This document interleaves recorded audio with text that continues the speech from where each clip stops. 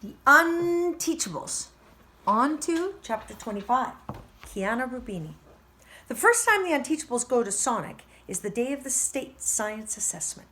We don't know if we'll be able to celebrate how we did, but we can definitely celebrate the fact that it's over and we survived. Plus, Parker and his family's pickup, so we can use the drive-thru. Of course, he's not allowed to have passengers except his grandmother, so we have to walk and meet him there. But we can drink our slushies and sodas in the flatbed, lounging among the bushel baskets of potatoes and onions. It's pretty funny. So we go back to a couple of days later when the weather's still nice. It's a long walk home, though. So it's pretty late in the afternoon when I come stumbling through the door, hyped up on sugar, to find Stepmonster in the front hall waiting for me. I'm instantly on my guard. I've been in Greenwich more than a month, and she's never once waited for me. She's always too busy chasing after Chelsea, trying to keep him from spontaneously combusting or flushing himself down the toilet or whatever.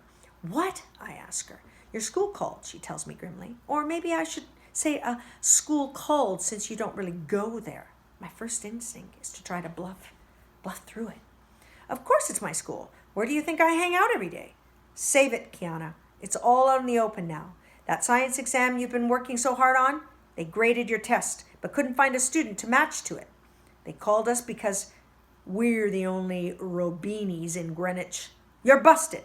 The science test? I should have known.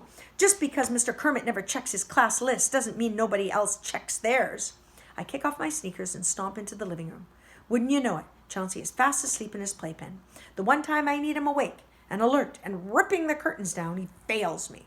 It's not my fault, I complain. You left me alone on the first day of school, so I found a class and stayed there. Believe it or not, Stepmonster actually looks a little bit ashamed. I'm sorry.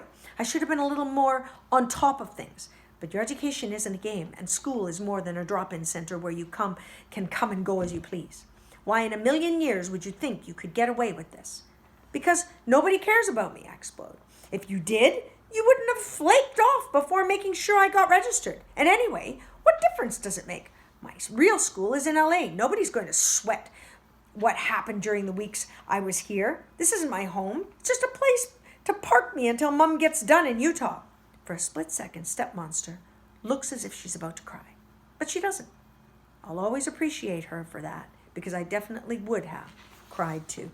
And Dad? Well, Dad and I know you live with your mom, she says at last, but this is your home too. And we're your family. I peer over at her. She really thinks that? News to me. I mean, she's always nice when she isn't too distracted by her kid, who admittedly is a full-time job, but family? So what happens now? I ask in a small voice. I do what I should have done on the first day.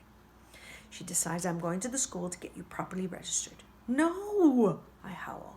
They'll put me in a regular class. They won't let me stay in SCS-8. Why not? Because I blurt out the only thing I can think of, because I'm not dumb enough. She's blown away. Dumb enough? I spill my guts, the Unteachables and Mr. Kermit, and how we started out a bad class and we're turning into an amazing one, and pretty good friends besides. Stepmonster listens to my sob story. The longer I go on, the more stunned she seems. By the time I get to the end of it, Chauncey is awake. But instead of fussing, he's watching me through the mesh of the playpen, listening intently, like he can't wait to hear how it all turns out. Stepmonster looks me straight in the eye. If that's the class you want, that's the class you're going to be in, unteachable or not. I jump up and wrap my arms around her. I don't know if she expected it, but I definitely didn't. It's a weird moment, but not totally in a bad way. Chauncey isn't a big fan of that, and he screams his head off. I pull back. You'd better go get him. In his mind, hugging privileges are his and his alone. She laughs. You're probably right. And by the way, I don't think you're very unteachable. That science test, the school says you aced it.